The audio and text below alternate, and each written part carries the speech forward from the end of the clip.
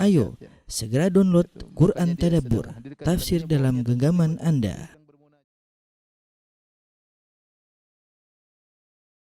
Bismillahirrahmanirrahim. Assalamualaikum warahmatullahi wabarakatuh.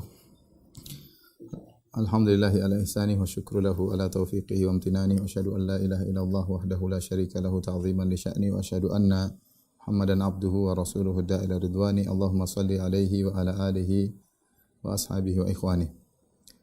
Para ikhwan, para akhwat, ya, para pemirsa, demikian juga para jamaah Masjid Tarbiyah Cilandak yang dirahmati oleh Allah Subhanahu wa taala. Pada kesempatan kali ini kita akan bahas tentang salah satu perang-perang besar yang terjadi di masa Rasulullah sallallahu alaihi wasallam, itu Ghazwatu Khaybar. Ghazwatu Khaybar, perang Khaybar. Khaybar adalah kota yang terletak di sebelah utara kota Madinah, ya. Kalau seorang pergi ke arah utara, kalau di Madinah arah utara itu menuju ke Mujamma' Malik Fahad, yaitu tempat percetakan Quran, itu arah ke utara. Kebalikan dari arah kiblat, ya. Kalau kita pergi ke arah tempat percetakan Quran, kita terus ke sana, lama-lama akan sampai ke Khaybar. Khaybar terus sampai ke Al-Ula, Al-Ula terus sampai ke Tabuk, ke negeri Syam, ya. Jadi Khaybar terletak di sebelah utara. Adapun jarak dari kota Madinah Khaybar kira-kira 230-an atau 240 km, ya.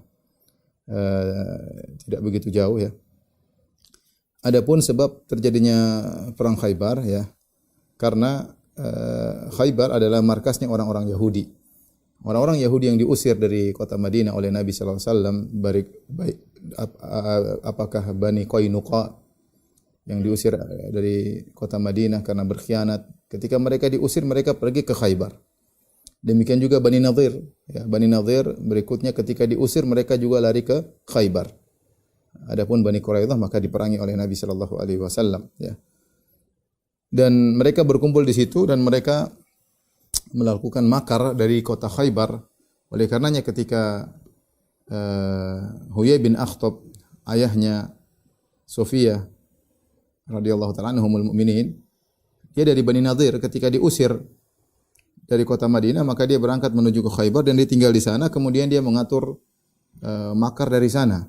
Dialah orang-orang Yahudi dari Khaybar yang datang ke kota Mekah kemudian memprovokasi orang-orang Quraisy dan memprovokasi juga kabilah-kabilah Arab yang berada di timur kota Madinah, kabilah Ghatafan dan yang lainnya, untuk menyerang kota Madinah sehingga terjadilah perang Ahzab. Sehingga terjadilah Ghazwatul Ahzab yang datang sekitar 10.000 pasukan kaum musyrikin untuk menghancurkan kota Madinah. Siapa kepala perencanaan semuanya adalah orang-orang Yahudi di Khaybar, orang-orang Yahudi di Khaybar.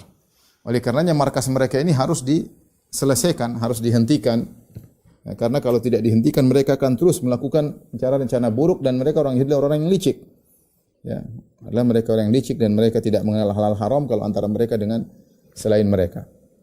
Oleh karenanya ketika terjadi perjanjian Hudaybiyah, kesempatan orang-orang Quraisy lagi berjanji melakukan perjanjian damai dengan kaum muslimin, sehingga di antara manfaat dari perjanjian Hudaybiyah, maka kaum muslimin istirahat dari musuh besar mereka orang-orang Quraisy, sehingga kaum muslimin bisa fokus untuk menyerang musuh mereka berikutnya, yaitu orang-orang Yahudi Khaybar. Karena kalau Nabi berperang dengan Khaybar, orang Quraisy tidak akan membantu karena mereka ada perjanjian damai dengan kaum muslimin. Dan mereka akan meninggalkan orang-orang Yahudi sendirian dalam berperang melawan kaum muslimin. Maka kesempatan besar bagi Nabi sallallahu alaihi wasallam untuk segera berangkat menuju Khaybar dengan pasukan para sahabat untuk menyerang kota Khaybar, ya. Disebutkan bahwasanya peristiwa perang Khaybar terjadi setelah Rasulullah SAW pulang dari Ghazwah Dziqarat, sebagaimana kita jelaskan pada pertemuan lalu, ketika jagoannya adalah Salamah bin Al-Aqwa, ya. Ketika pulang dari sana setelah 3 hari, ya, Rasulullah SAW berangkat lagi, ya. Kalau kita lihat sejarah Nabi SAW itu tidak berhenti. Rasulullah SAW dari satu perang menuju perang berikutnya, di kegiatan satu kegiatan berikutnya, baru pulang 3 hari berangkat lagi menuju Khaybar, yaitu di bulan Muharram tahun ke-7 Hijriyah. Bulan Muharram tahun ke-7 Hijriyah, ya. Maka Rasulullah SAW menyiapkan pasukan, ya. Dan Allah telah menjanjikan bahwasanya Rasulullah SAW akan menaklukkan Khaybar sebagaimana pendapat para ulama ketika Allah menurunkan surat Al-Fatah, ya, kemudian Allah mengatakan wa'adakumullahu maghanima katsiratan ta'khudunaha. Allah menjanjikan bagi kalian ghanimah yang banyak yang kalian akan mengambilnya, yaitu di Khaybar. Jadi Allah sudah menjanjikan kaum muslimin akan mengalahkan Yahudi di Khaybar. Maka Rasulullah menyuruh para sahabat untuk bersiap-siap pergi menuju Khaybar, dan kali ini Rasulullah SAW tidak melakukan tauriyah. Dua perang yang Rasulullah SAW tidak melakukan tauriyah, yaitu Rasulullah SAW terang-terangan, yaitu perang Khaybar dengan perang Tabuk, ya. Perang Khaybar dengan perang Tabuk, ya. Adapun perang Khaybar karena Allah telah menjanjikan bahwasanya kaum muslimin akan menaklukkan kota Khaybar. Jadi Rasulullah SAW tidak perlu sembunyi-sembunyi, terang-terangan kita akan pergi perang melawan Yahudi di Khaybar. Adapun perang Tabuk Rasulullah SAW terang-terangan tidak melakukan tauriyah, tidak melakukan taktik, ya, tapi terang-terangan menuju Tabuk karena untuk perang ke Tabuk butuh persiapan yang matang karena jaraknya 1000-an kilo, ya, atau sekitar 750-an kilo, belum lagi musuhnya adalah orang-orang Romawi yang sangat hebat, makanya Rasulullah SAW perlu menyampaikan secara serius. Adapun perang-perang yang lain, Rasulullah SAW terkadang hanya memberi isyarat-isyarat, terkadang Rasulullah pergi ke utara kemudian belok ke selatan dalam rangka untuk melakukan trik-trik peperangan. Untuk perang Khaybar dan perang Tabuk maka Rasulullah SAW terang-terangan bahwasanya mereka kaum muslimin akan berperang melawan Yahudi di Khaybar, ya, dan juga kaum Romawi di Tabuk nanti, ya. Ketika Rasulullah SAW bersiap dengan para sahabat, ya, maka datanglah sebagian orang-orang yang tidak ikut serta dalam perjanjian Hudaybiyah, dan mereka ingin ikut serta bersama Nabi SAW pergi ke Khaybar karena mereka tahu kaum muslimin akan menang sebagaimana janji Allah Subhanahu wa taala. Namun Rasulullah SAW menolak keberangkatan mereka bersama Nabi SAW. Kata Allah, "Sayaqulul mukhallafuna idza talaqtum ila maghanima lita'khudhuha dharuna nattabi'kum." Maka berkatalah orang-orang yang tidak ikut perang, tidak ikut berangkat dalam perjanjian Hudaybiyah, ketika kalian akan pergi menuju ghanimah yang kalian ambil itu ke Khaybar, mereka berkata, "Dharuna nattabi'kum." Ya Rasulullah, biarkan kami mengikuti kalian. Ya. Yuriduna ayubaddilu kalam Allah, qul lan tattabi'una. Katakanlah wahai Muhammad, kalian tidak akan ikut kami, tidak perlu, ya. Tidak perlu. Maka Rasulullah SAW tolak mereka sehingga Rasulullah SAW berangkat dengan para sahabat yang pergi di perjanjian Hudaybiyah sekitar 1.500 sahabat saja untuk berangkat menuju melawan Yahudi Khaybar. Ketika Rasulullah SAW hendak berangkat, maka Rasulullah SAW meminta Abu Talha Al-Ansari untuk mencarikan pemuda atau anak remaja untuk menjadi pembantu Nabi SAW selama keberangkatan di Khaybar. Ya, Rasulullah perlukan ada pembantunya, mungkin mengambil apa, mengambil anu, maka Abu Talha Al-Ansari akhirnya menjadikan Anas radhiyallahu anhu untuk membantu Rasulullah SAW dalam perangnya selama perang ke Khaybar. Kata Anas bin Malik radhiyallahu anhu, "Ana Nabi sallallahu alaihi wasallam qala li Abi Talha." Nabi sallallahu alaihi wasallam berkata kepada Abu Talha, "Iltamis li gulaman min ghilmanikum yakhdimuni hatta akhruja ila Khaybar." Carikanlah bagiku, yaitu anak remaja dari anak-anak yang ada pada kalian untuk membantuku sampai aku pergi ke Khaybar. Maka Abu Talha pun datang kemudian menggoncengku di belakang. Ketika itu ana gulamun rohaqtul hulum, dan aku adalah seorang remaja yang hampir dewasa tapi belum dewasa. Fakuntu akhdumu Rasulullah sallallahu alaihi wasallam idza nazala, maka aku membantu Nabi sallallahu alaihi wasallam kalau Rasulullah sallallahu alaihi wasallam mampir suatu tempat, maka semua keperluan Nabi dibantu oleh Anas bin Malik radhiyallahu anhu.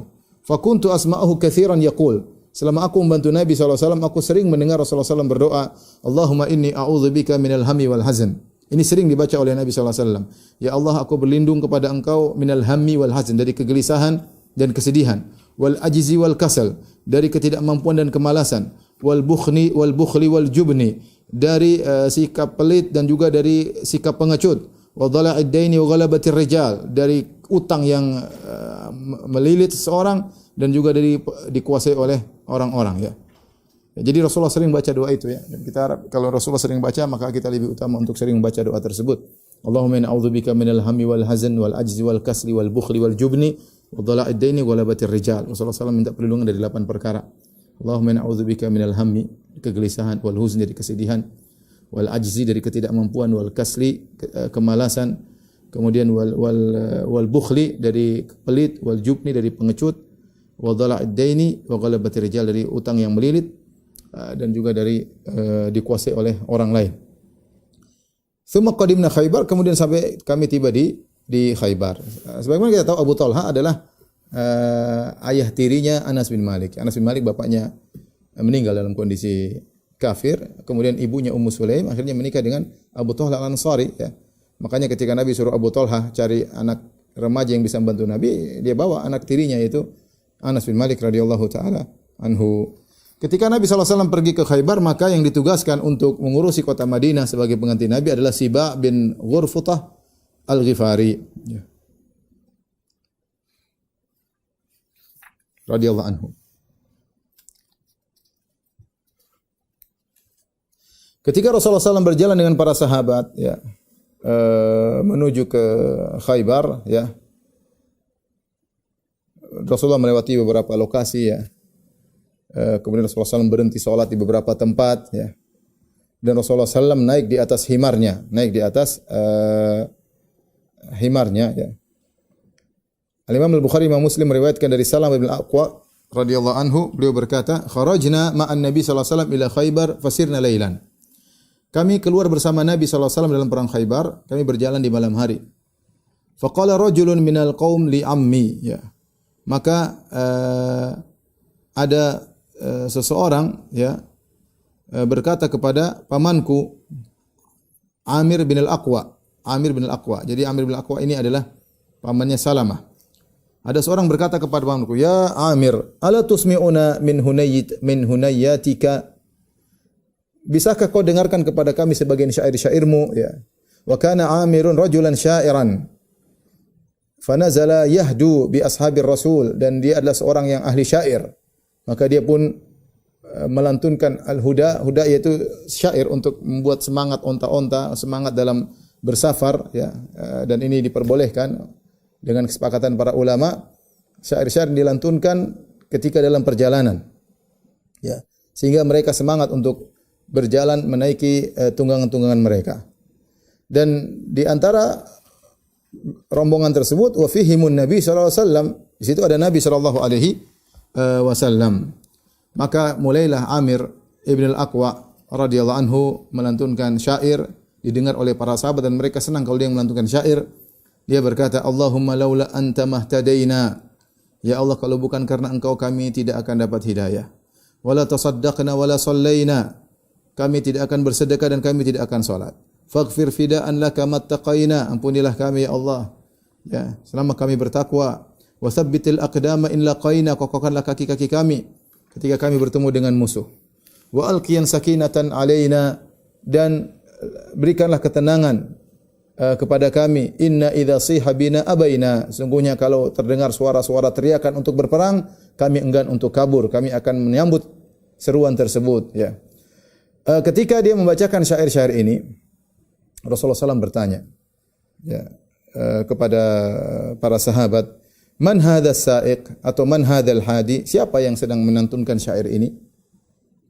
Maka para sahabat bertanya, "Amir ibn Al-Aqwa, ya Rasulullah." Amir ibn Al-Aqwa. Maka Rasulullah SAW berkata, "Yarhamuhullah." Semoga Allah merahmatinya.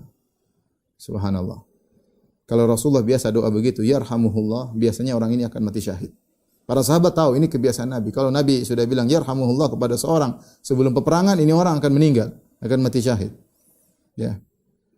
Maka seorang ada yang berkata, "Wajabat ya Rasulullah laula amta'tana bihi." Ya Rasulullah, dia akan meninggal dunia, ya. Seandainya engkau maksudnya seandainya dia masih hidup lebih lama agar kami bisa berjalan bersama dia. Mereka para sahabat bahagia bisa jalan sama Amir bin Al-Aqwa. Karena di tengah perjalanan dihibur dengan syair-syair, lantunan-lantunan yang mengingatkan kepada iman, yang buat mereka semangat untuk berjalan menuju peperangan, ya. Dalam riwayat yang lain, Rasulullah SAW mendoakan dia. Rasulullah berkata, "Ghafara laka rabbuk." Semoga Rabbmu mengampuni engkau. Maka sahabat yang meriwayatkan hadis mengatakan, "Wa mastaghfara Rasulullah SAW li insanin yakhussuhu illa stushhid." Tidak ada seorang pun yang Rasulullah mendoakan ampunan secara khusus kecuali akan mati syahid. Ya. Fanada Umar bin Khattab wa huwa ala jamalin lahu. Maka Umar pun berkata, dan Umar sedang naik di atas onta. Umar berkata, ya Rasulullah, la matta'tana bi Amir. Ya Rasulullah, seandainya dia masih hidup bisa lebih lama untuk menemani kami dalam perjalanan. Artinya para sahabat tahu ini bakalan meninggal sebentar lagi. Sebentar lagi akan meninggal. Dan benar, Amir termasuk orang yang pertama meninggal dalam perang Khaybar, Amir bin Al-Aqwa. Setelah berjalan menempuh sekitar 240 km, ya, akhirnya para sahabat sudah mendekat di kota Khaybar. Dan mereka tiba di Khaybar di malam hari. Mereka belum masuk kota Khaybar, masih sudah mendekat. Dan mereka akhirnya bermalam. Dan Rasulullah SAW disebutkan kalau tiba di malam hari, Rasulullah SAW tidak akan menyerang tiba-tiba di malam hari. Sampai pagi hari. Kalau pagi hari baru Rasulullah SAW kemudian menyerang dengan tiba-tiba. Orang-orang Yahudi Khaybar tidak tahu, ya, karena prosesnya cepat. Rasulullah SAW sudah pulang dari perang Ziqarat, kemudian pulang 3 hari langsung berangkat ke Khaybar. Kalaupun ada mata-mata tidak sempat menduga Rasulullah SAW begitu cepat gerakannya, berpindah dari satu kota ke kota yang lain, dari Ziqarat kemudian pindah ke Madinah, kemudian 3 hari sudah berangkat ke Khaybar. Jadi orang-orang Yahudi Khaybar tidak tahu mereka sedang didatangi oleh kaum muslimin. Di pagi hari Rasulullah SAW salat al-fajr bi ghalas. Rasulullah SAW salat subuh ghalas. Ghalas itu remang-remang, ya. Jadi Rasulullah SAW agak mengakhirkan salatnya di waktu remang-remang. Kemudian Rasulullah SAW naik tunggangannya bersama para sahabat. Kemudian Rasulullah SAW pun mendatangi Khaybar. Ketika para sahabat akan masuk di Khaybar, kota Khaybar, maka Rasulullah SAW berkata kepada para sahabat, kifu, berhenti dulu. Berhenti dulu. Untuk apa? Untuk berdoa. Ini penting ya ikhwan, ya. Doa itu sangat penting, ya. Maka seorang selalu mengikatkan hatinya kepada Allah Subhanahu wa taala. Maka Rasulullah SAW berdoa dengan doa masuk kota, dan kebiasaan Rasulullah kalau masuk kota beliau berdoa dengan doa tersebut. Allahumma rabbas samawati wa ma adlalna. Ya Allah, penguasa langit dan semua yang ada di bawahnya, yang dinaungi oleh langit. Wa rabbal ardina wa ma aqlalna. Ya Allah, penguasa bumi dan apa yang dinaunginya, yang di atasnya. Wa rabbas syayatin wa ma adlalna. Dan ya Allah, Engkau penguasa syaitan dan apa yang disesatkan oleh syaitan semuanya dikuasai oleh Engkau. Wa rabbar riyahi wa ma azraina. Dan Engkau adalah penguasa angin dan apa yang dihembuskan oleh angin. Fa inna nas'aluka khaira hadhil qaryah. Ya, dan ini adalah, dan biasa Rasulullah SAW kalau berdoa beliau bertawassul dengan sifat-sifat Allah Subhanahu wa taala. Sini beliau bertawassul dengan rububiyah Allah. Allahumma rabbas samawati wa ma azlalna wa rabbal ardina wa ma aqlalna, kemudian rabbas syayatin wa ma adlalna, kemudian rabbar riyahi wa ma adraina. Setelah itu baru beliau meminta, ya, yaitu Tuhannya langit, Tuhannya bumi, Tuhannya para syaitan, Tuhannya angin, ya. Kemudian baru meminta, fa inna nas'aluka khaira hadhil qaryah wa khaira ahliha. Ya Allah, kami mohon kepada Engkau kebaikan dari kota ini dan kebaikan dari penghuninya. Wa khaira ma fiha, dan kebaikan yang ada dalam kota ini. Wa na'udzubika min syarriha, dan kami berlindung dari keburukan kota ini. Wa syarri ahliha, dan keburukan penghuni kota ini. Wa syarri ma fiha, dan keburukan yang ada dalam kota ini. Aqdimu bismillah, maju bismillah. Ya. Dan Rasulullah SAW kebiasaan beliau kalau masuk setiap kota beliau selalu baca dengan doa ini, ya. Berhenti sebentar berdoa.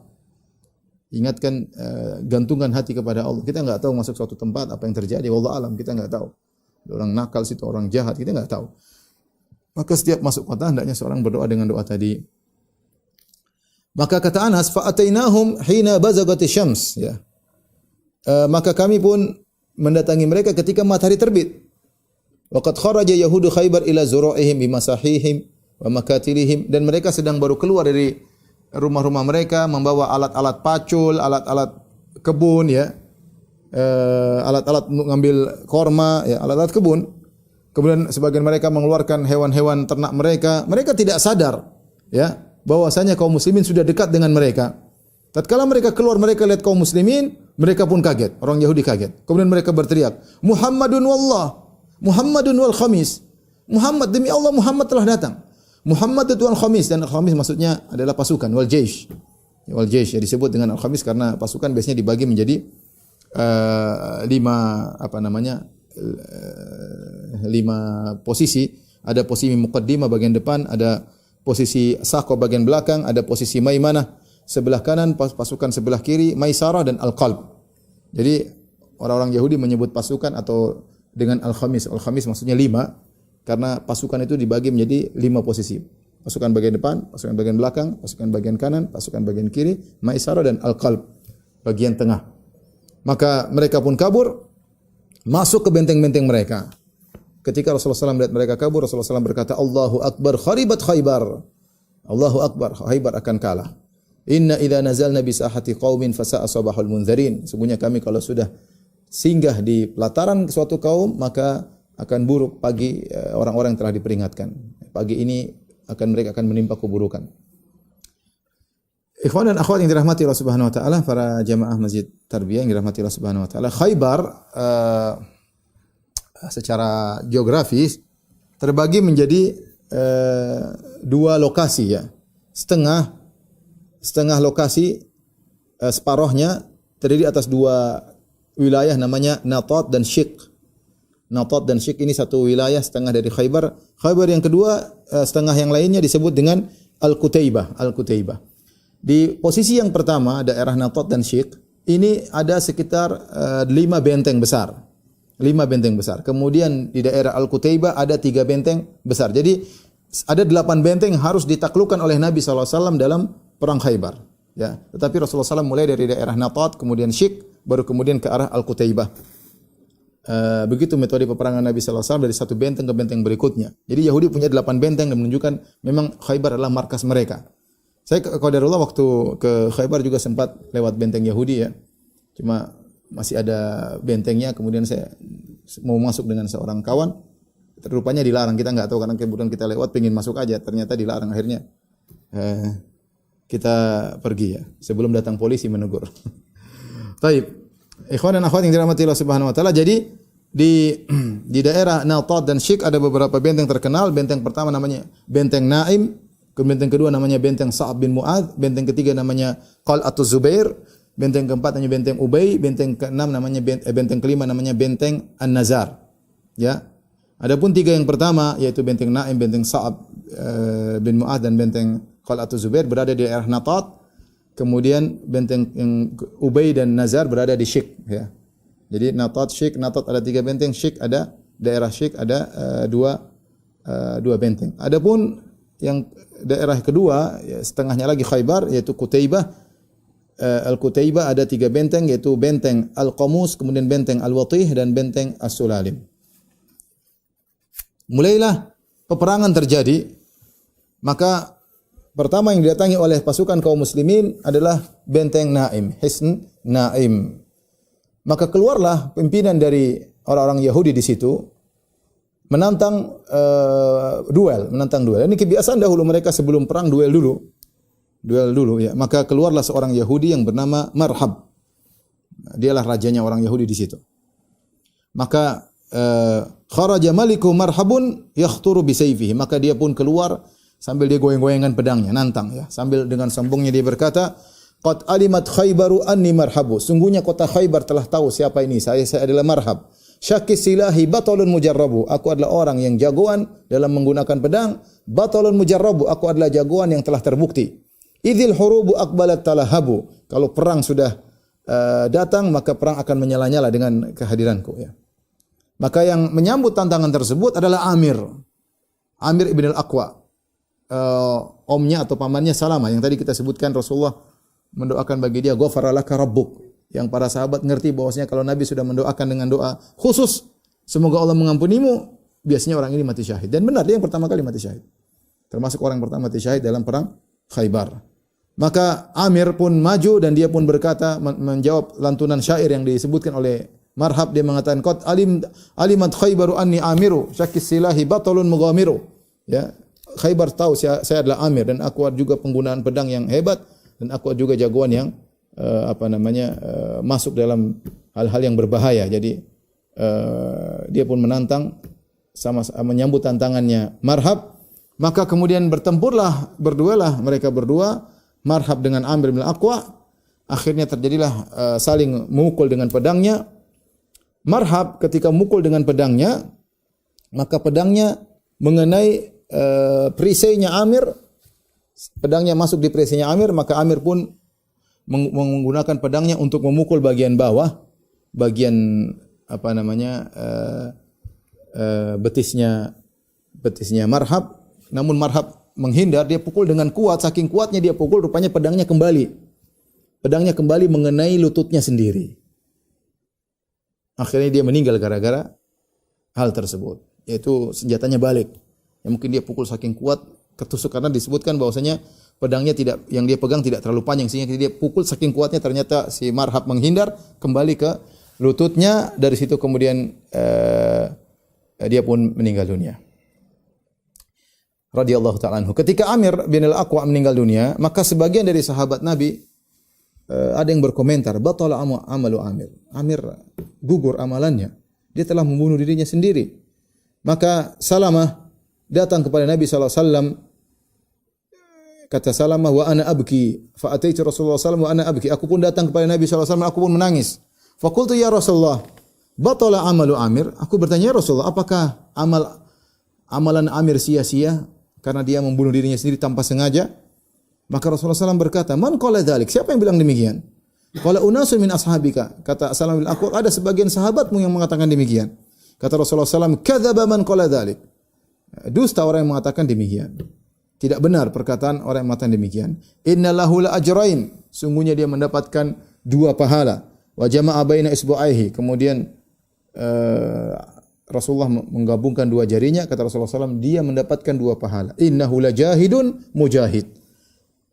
Dia mendapat 2 pahala. Pertama, pahala jihad, dan pahala kesulitan yang dia hadapi.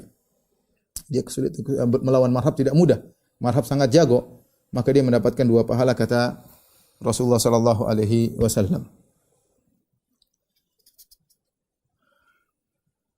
Dan para sahabat ketika berperang di benteng Naim ini, Husn Naim, ya mereka menghadapi perlawanan yang sangat dahsyat, berat, ya. Dan ini benteng yang pertama. Kemudian ada juga sahabat yang lain meninggal, ya. Dibunuh juga oleh Marhab. Marhab juga membunuh sahabat yang kedua, namanya Mahmud ibnu Maslamah. Ya, ketika dia berusaha masuk dalam benteng, maka Marhab melemparkan roha. Roha itu alat untuk batu yang terbuat untuk menggiling gandum, maka dilemparkan mengenai Mahmud bin Maslam, akhirnya meninggal juga radhiyallahu taala anhu, ya. Kemudian orang-orang Yahudi masuk dalam benteng mereka dan sulit untuk melawan mereka karena mereka menyerang dari benteng, ya.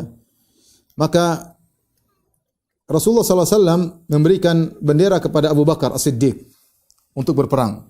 Maka Abu Bakar As-Siddiq memimpin peperangan, kemudian berperang dengan pertarungan yang luar biasa, tetapi ketika selesai mungkin sore hari atau menjelang maghrib, ya, ternyata tidak berhasil menaklukkan benteng Naim. Hari berikutnya Rasulullah SAW memberikan bendera peperangan kepada Umar bin Khattab radhiyallahu anhu. Siapa tahu ada perubahan hari kedua. Maka Umar berperang dengan peperangan yang hebat, ya, namun di akhir peperangan tidak berhasil untuk menaklukkan benteng tersebut. Sampai 9 hari Rasulullah SAW berusaha menaklukkan benteng tersebut. Para sahabat tidak mampu karena orang Yahudi masuk dalam benteng mereka dan mereka menyerang dari luar, dan mereka ada Marhab sang jagoan, ya. 9 hari mereka berusaha dan tidak mampu. Akhirnya pada malam ke-10 setelah 9 hari berperang tidak menang-menang, Rasulullah SAW berkata kepada para sahabat, la utiyanna rayata ghadan rajulan yuhibbullaha wa rasulahu wa yuhibbuhullahu wa rasuluhu la yarji'u hatta yuftaha lahu. Kata Nabi SAW, besok saya akan berikan bendera peperangan kepada seorang lelaki yang dia mencintai Allah dan Rasulnya, dan Allah juga mencintainya, Rasulullah SAW juga mencintainya, dan dia tidak akan balik dari peperangan kecuali dia menang. Dia pasti menang. Ketika Nabi mengucapkan perkataan tersebut, ini besok menang berarti tanggal 10, hari ke-10 setelah peperangan. Ini mengatakan besok yang pimpin orang tersebut mendapat predikat luar biasa, yaitu mencintai Allah dan Rasulnya, dan lelaki tersebut dicintai oleh Allah dan Rasulnya. Ketika Rasulullah memberi predikat orang ini, sahabat tidak ada yang tahu siapa maksudnya, maka semua orang semangat, pingin dapat bendera tersebut. Kata Umar bin Khattab, perhatikan, ma ahbabtul imarata ila yauma idzin. Aku tidak ingin jadi pemimpin kecuali pada hari itu. Aku ingin menjadi orang yang memegang bendera tersebut. Aku ingin mendapatkan predikat dicintai oleh Allah dan Rasulnya. Fatasawartulah, maka aku berusaha menunjukkan diriku agar Rasulullah memberikan bendera tersebut kepada Umar. Kata Umar, raja'a an ud'alaha. Aku harap Rasulullah panggil, Umar, pegang ini bendera. Ternyata tidak. Buraidah bin Husayb radhiyallahu juga berkata, "Wa ana fi man tatawala laha," dan aku juga termasuk sahabat yang pingin dapat bendera nampakkan wajah di hadapan Nabi supaya Nabi kasih bendera peperangan tersebut. Malam itu, fabatan nasu yadukuna lailatum ayyuhum yu'taha. Jadi buah bibir di kalangan para sahabat. Siapa sih besok yang dapat bendera tersebut? Falamma asbahan nas ghadaw ala Rasulillah. Ketika tiba pagi hari, semua sahabat datang cepat-cepat kepada Nabi. Kulluhum yarju an yu'taha. Semua orang ingin dapat bendera tersebut. Ingat ya, mereka bukan ingin tampil jadi pemimpin, bukan. Tetapi karena ada janji Nabi, orang ini dicintai oleh Allah Rasul yang pertama. Kemudian menang kemenangan melalui tangannya. Maka semua sahabat kulluhum yarju an yu'taha. Semua ingin diberikan bendera peperangan tersebut. Subhanallah, tiba-tiba Rasulullah SAW bertanya, Aina Ali bin Abi Thalib? Mana Ali bin Abi Thalib? Ali yang tidak datang malah dicari. Itu namanya, kalau namanya rezeki ya meskipun berhalangan, kalau dapat ya. Maka Ali di mana Rasulullah cari? Faqila, maka dikatakan huwa ya Rasulullah yashtaqi ainaihi. Ya Rasulullah, matanya sakit ya Rasulullah. Fa arsalu ilaihi, maka Rasulullah bilang datangkan dia. Faja'a bihi Muhammad bin Maslamah yaquduhu. Ali rupanya mata sakit enggak bisa ngelihat, maka dituntun oleh Muhammad bin Maslamah. Sampai datang kepada Nabi enggak bisa. Matanya mungkin bengkak ya, disebutkan bengkak sehingga dia tidak bisa melihat dengan baik, dituntun oleh Muhammad bin Maslamah. Bagaimana orang matanya sakit begini susah enggak bisa melihat disuruh jadi pemimpin perang? Wa bihi ramat. Ramat itu bengkak, matanya bengkak ya. Maka apa yang dilakukan Rasulullah SAW? Fabasaqa Rasulullah SAW fi ainaihi. Maka Rasulullah SAW meludah ya di kedua mata Ali bin Abi Thalib, wada alahu, dan Rasulullah berdoa, fabara'a hatta ka'allam yakum bihi waj'un. Maka Ali bin Abi Thalib sembuh dari penyakit matanya dengan kesembuhan yang luar biasa, seakan-akan tidak pernah sakit sama sekali. Itu maksudnya enggak ada bekas-bekas bengkak, enggak ada bekas-bekas merah, langsung sembuh total, seakan-akan ka'allam yakum bihi waj'un, seakan-akan tidak ada sakitnya sama sekali. Fa'atahu rayah, maka Rasulullah SAW berikan bendera kepada dia. Subhanallah, kalau orang tadi saya katakan sudah dapat rezeki, sudah catat rezekinya, mau enggak berhalangan datang rezeki tersebut. Setelah dikasih bendera, Ali berkata, "Ya Rasulullah, uqatiluhum hatta yakunu mislana."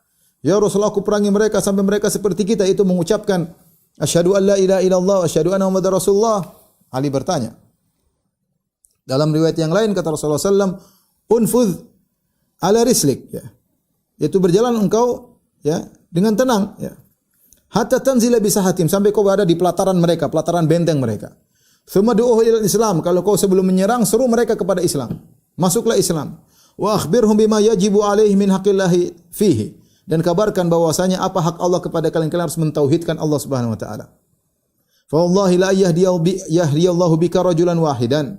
Demi Allah, seandainya Allah beri petunjuk kepada engkau, beri petunjuk kepada salah seorang dari mereka dengan sebab engkau, khairun laka min ayyakuna laka humrun na'am, maka itu lebih baik bagi engkau daripada kau memiliki unta merah. Unta merah adalah harta yang paling mewah saat itu ya, yaitu Rasulullah SAW mengatakan ada orang dapat hidayah itu luar biasa pahalamu.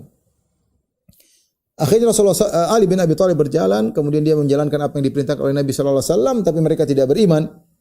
Maka keluarlah marhab. Hari ke-10 keluar lagi marhab ya. Hari pertama dia sudah membunuh 2 orang.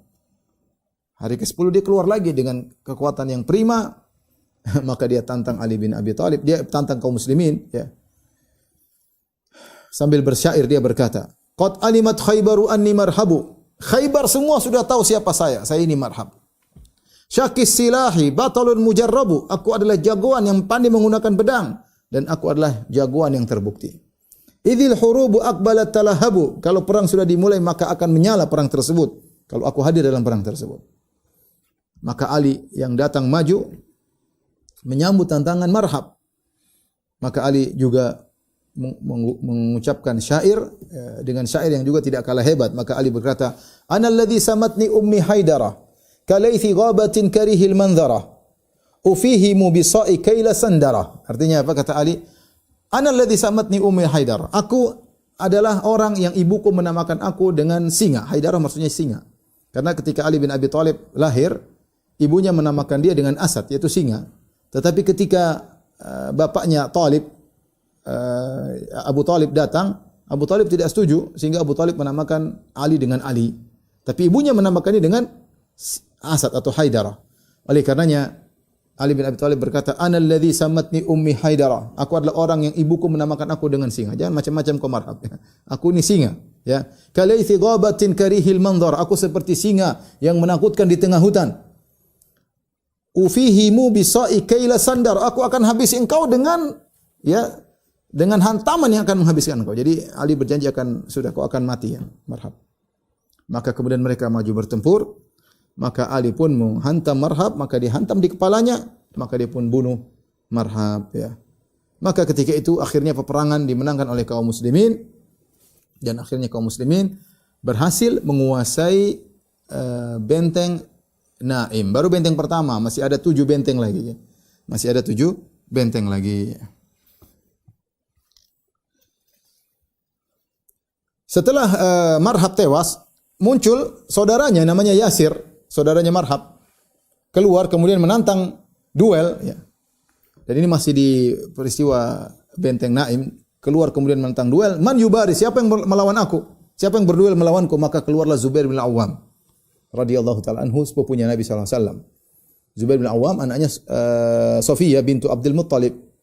Sofiyah bintu Abdul Muttalib tantenya Nabi. Kakek Nabi kan Abdul Muttalib. Nabi kan bapaknya Muhammad bin Abdullah bin Abdul Muttalib. Zubair bin Awam, ibunya Sofiyah bintu Abdul Muttalib. Jadi Zubair adalah sepupunya Nabi sallallahu alaihi wasallam.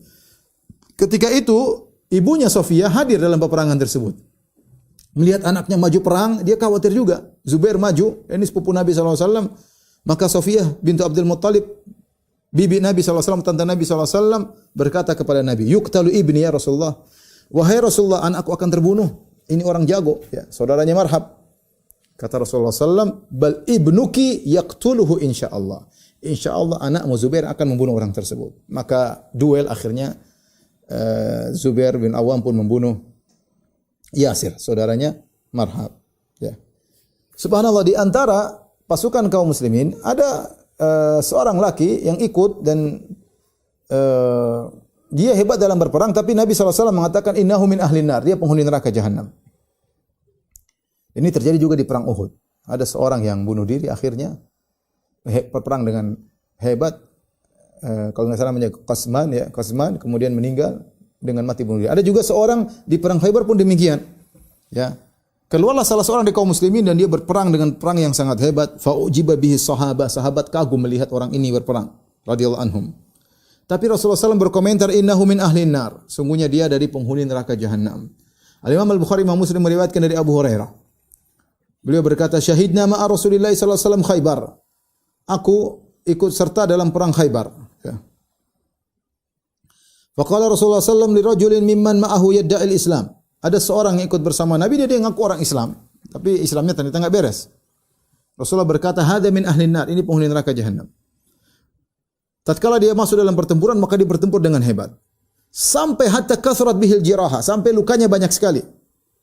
Ya, fa athbatathu, lukanya yang banyak tersebut membuat dia tidak bisa lagi maju untuk bertempur.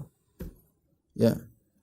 Sampai orang-orang agak ragu mendengar Nabi bilang dia penghuni neraka jahanam, sebagaimana penghuni neraka jahanam sementara dia berperang dengan luar biasa seperti ini. Ya. Ketika itu dia sudah tidak kuasa menahan rasa sakit yang dia rasakan karena lukanya sangat berat, sudah bisa bertempur lagi, sudah enggak kuat ya. Luka mungkin banyak sekali. Fa ahwa biyadi ila kinanati, maka dia pun mengambil dari tempat anak-anak panahnya, fastakhraja minha sahman fanahara biha nafsahu, maka dia pun mengambil anak panah kemudian dia membunuh dirinya, yaitu dia bagian anak panah kan tajam bagian depannya, maka dia pun memotong lehernya agar cepat mati ya. Maka para sahabat kaget melihat lelaki tersebut, bagaimana dia mati bunuh diri. Maka para sahabat berkata, ya Rasulullah, sadaqallahu haditsak, benar apa yang kau ucapkan ya Rasulullah. Qad intahara fulan faqatala nafsa, dia telah bunuh diri, telah membunuh dirinya sendiri. Ya. Kemudian Rasulullah berkata, ya Bilal kum fa'adzin, ya Bilal berdiri dan azanlah. Kemudian Nabi berkata, innahu la yadkhulul jannata illa mu'min, tidak ada yang masuk surga kecuali orang mukmin. Wa innallaha la yu'ayyidu hadzal din birrajulil fajir, sungguh Allah menolong agama ini dengan seorang yang fajir. Ini orang dia fajir, tapi kefajirannya membantu kaum muslimin, dia perang ya, meskipun akhirnya matinya seperti itu, mati bunuh diri, tapi kata Nabi, innallaha la yansuru hadzal din birrajulil fajir, Sungguhnya Allah menolong agama dengan seorang yang fajir ya. Ya, terkadang Allah menolong agama dengan seorang kafir seperti Abu Talib. Abu Talib kafir tapi membantu agama Islam, membantu dakwah Nabi sallallahu alaihi wasallam. Untuk menaklukkan benteng Naim ini berat ya. Sehingga banyak sahabat yang terluka ya. Di antaranya Yazid bin Abi Ubaid berkata, "Ra'aitu athara darbatin fi saqi Salamah." Aku melihat bekas luka di kakinya Salamah bin Aqwa. Maka aku berkata, "Ya Aba Muslim, ma hadhihi darbah?" Aku bertanya, "Ini bekas luka apa ini?" Mungkin bekas pedang di kakinya ya. Maka Salamah berkata, "Hadhihi darbatun asabatha yauma Khaybar." Ini hantaman yang mengenai kakiku ketika perang Khaybar. Faqala an-nas usiba Salamah. Orang-orang pun berkata, Salamah sudah kena musibah, terpotong kakinya, terluka, yaitu robek besar. Fa utiya bi Rasulullah sallallahu alaihi wasallam, maka aku pun dibawa oleh para sahabat ke hadapan Nabi sallallahu alaihi wasallam. Fanafatha fi thalatha nafathat. Maka Nabi pun meniup lukaku 3 kali. Ya. Famashtaqaitu hatta sa'ah. Setelah Nabi tiup kakiku tersebut, aku tidak pernah merasakan sakit pada bekas tiupan Nabi ini sampai saat ini. Ya. Taib, intinya setelah perjuangan luar biasa 10 hari, akhirnya kaum muslimin berhasil menaklukkan benteng Naim. Setelah itu mereka menuju kepada benteng kedua, yaitu benteng Sa'ab bin Mu'adz. Benteng Sa'ab ini nama-nama benteng, terkadang ada nama benteng dan nama orang. Benteng Sa'ab bin Mu'adz. Ya. Benteng ini juga benteng yang sangat kuat setelah benteng Naim. Orang Yahudi yang tahu mereka akan kalah dari ketika benteng An-Naim, benteng Naim mulai kelihatan akan kalah, mereka kabur. Mereka kabur keluar dari benteng, kemudian mereka kabur ke benteng berikutnya. Itu benteng Sa'ab bin Mu'adz. Pada hari berikutnya maka Rasulullah SAW memberikan bendera peperangan kepada Al-Hubab bin Al-Munzir. Al-Hubab bin Al-Munzir. Maka para sahabat berperang untuk menaklukkan benteng tersebut selama 3 hari. Ya, berperang selama 3 hari.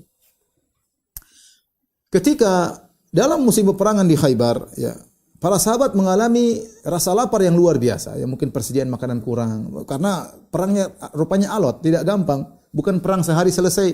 Seperti perang Uhud atau perang Badar. Tidak, ini perang sampai 10 hari, tambah lagi 3 hari, 13 hari. Persediaan makanan terbatas. Makan di mana ya? Maka para sahabat kelaparan. Ya. Dan para sahabat sempat membawa humur, yaitu keledai yang jinak, ya, keledai negeri. Ya. Keledai ada 2, namanya al-humur al-wahsiyah dan humur al-nasiyah. Ya. Adapun al-humur al-wahsiyah, keledai yang liar, di antaranya kuda zebra, itu keledai namanya al-humur al-wahsiyah, itu halal dimakan. Tapi keledai dongki yang sering dinaikin itu haram. Namun sebelumnya halal. Kapan diharamkan? Ketika dalam perang Khaybar. Mereka membawa himar-himar tersebut, dongki-dongki tersebut, keledai tersebut. Mereka sembelih, saking laparnya mereka sembelih. Kemudian mereka nyalakan api.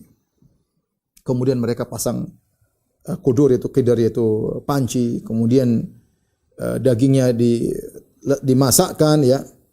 Ketika sudah masak dan mereka dalam kondisi sangat lapar, tiba-tiba Nabi diperintahkan oleh Allah untuk mengumumkan bahwasanya haram makan daging keledai negeri.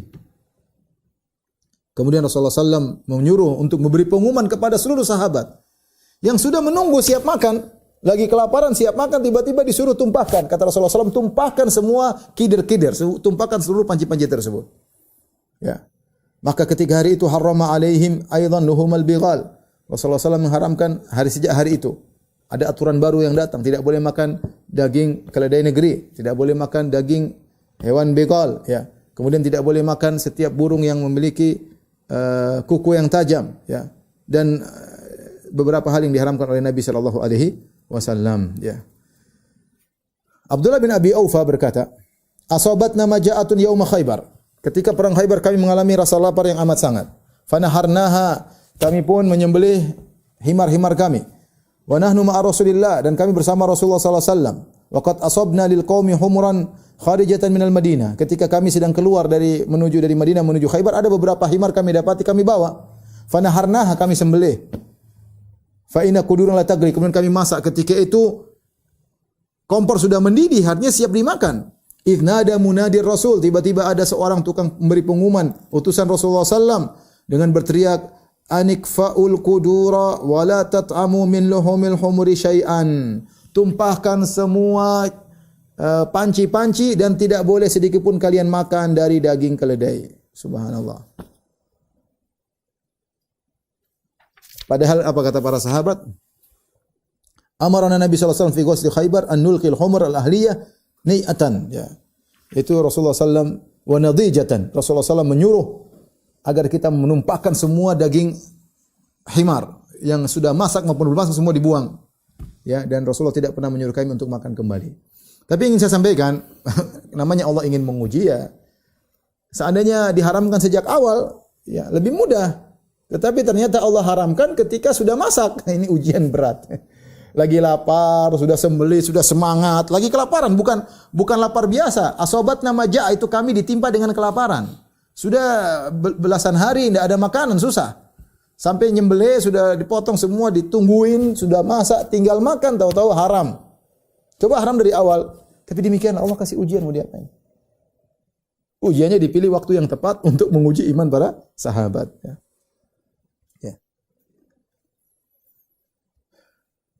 Akhirnya dibuanglah semua daging-daging himar tersebut. Ya. Dalam sebagian riwayat disebutkan juga di perang Khaybar Rasulullah SAW mengharamkan mut'atin nisa, mengharamkan nikah mut'ah. Tapi ini dikritiki oleh banyak ulama, dikritiki oleh Ibnu Hajar, dikritiki oleh Ibnu Katsir, dikritiki oleh gurunya Al-Mizzi karena riwayat tentang Rasulullah pernah mengizinkan nikah mut'ah itu bukan di Khaybar tapi di Fatu Makkah. Sempat Rasulullah SAW izinkan, kemudian Rasulullah haramkan. Rasulullah haramkan dan tidak pernah kembali lagi penghalalannya. Ya. Dan itu kondisi ketika itu kondisi sulit, para sahabat banyak yang pergi, kemudian mereka membutuhkan untuk berhubungan dengan wanita sehingga Rasulullah SAW sempat membolehkan nikah mut'ah sebentar, kemudian Rasulullah SAW haramkan dan tidak pernah lagi dibolehkan.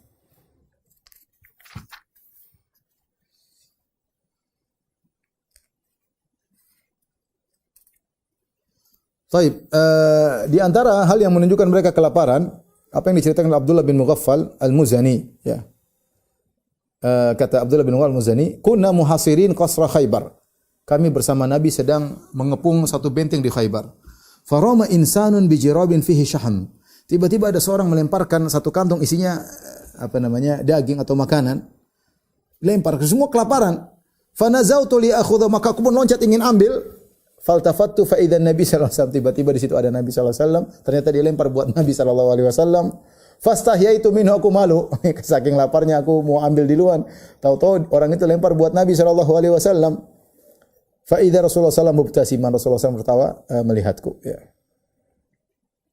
Kemudian Rasulullah SAW berdoa, Allahumma innaka qad arafta halahum.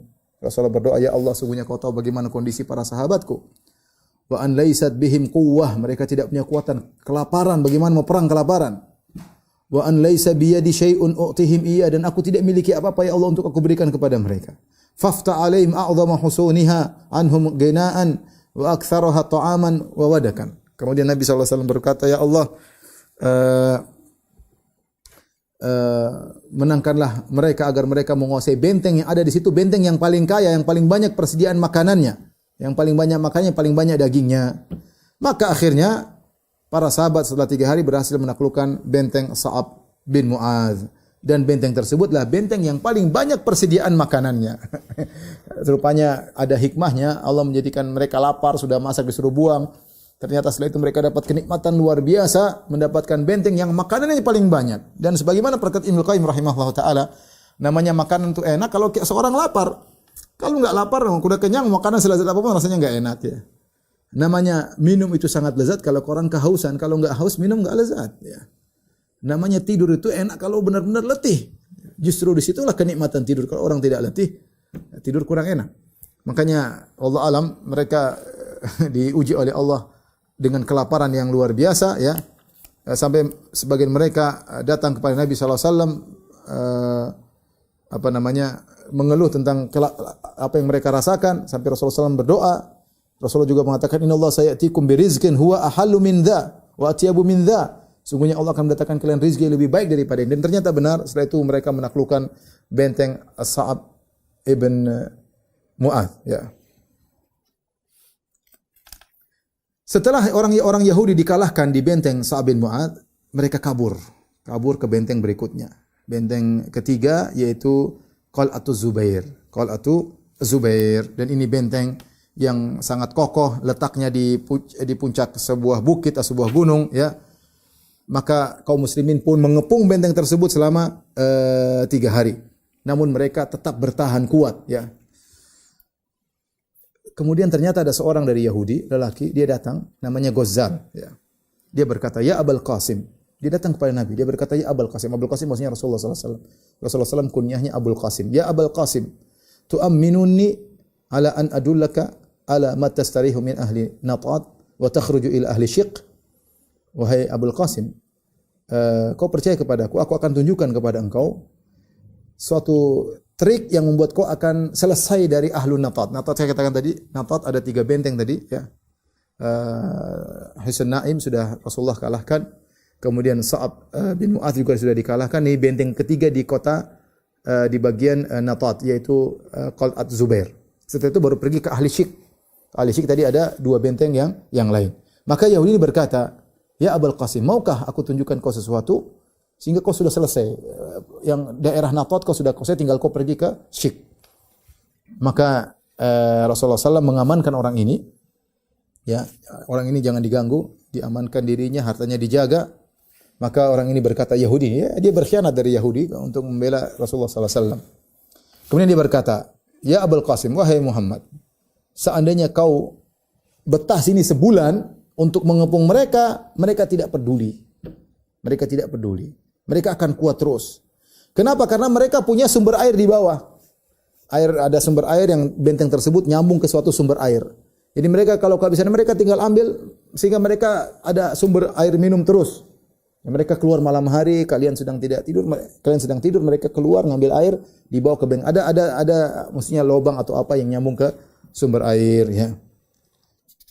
Caranya supaya mereka bisa kalah, kau tutup itu sumber air. Ya, tutup sumber air. Akhirnya Rasulullah SAW menyuruh untuk memutuskan saluran yang menyambung antara mereka dengan benteng mereka dengan sumber air tersebut, ya. Tatkala mereka tahu mereka sudah tidak punya sumber air lagi, akhirnya mereka keluar dari benteng tersebut dan kemudian mereka berperang dengan peperangan nekat orang Yahudi, dan akhirnya mereka pun kalah dan Rasulullah akhirnya menguasai benteng tersebut, ya. Taib, kita selesai dari Natat. Insyaallah kita lanjutkan lagi, ya. Masih ada baru 3 benteng, masih ada 5 benteng. Insyaallah kita lanjutkan dalam kajian berikutnya. Insyaallah dalam perang Khaybar belum selesai. Sampai di sini saja apa yang bisa disampaikan. Kurang lebihnya saya mohon maaf. Wabillahi taufiq wal hidayah. Assalamualaikum warahmatullahi wabarakatuh.